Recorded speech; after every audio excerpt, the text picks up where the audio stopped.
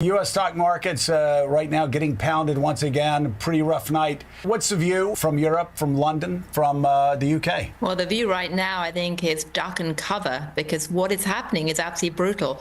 I mean, you've heard what's happened to the American stock market. If you look across the world indices as a whole, the numbers are dramatically worse in terms of how much has been wiped out.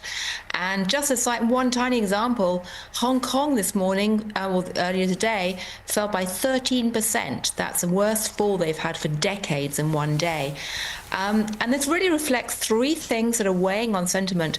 Firstly, it's increasingly clear that China is the number one target of the Trump tariffs, and China has not folded. On the contrary, it's actually doubling down in a way that's shocked many people. So we really are potentially heading for a full-blown US-China fight.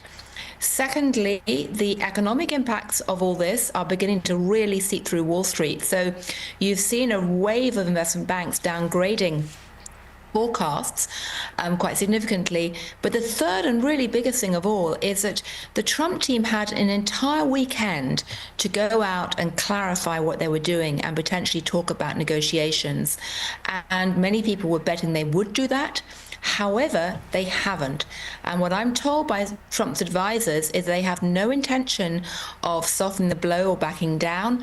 On the contrary, they're stressing that only half of Americans actually own stocks and saying, well, this is a problem that's hitting the rich, but many ordinary people on Main Street are saying, yes, keep going with these policy reforms.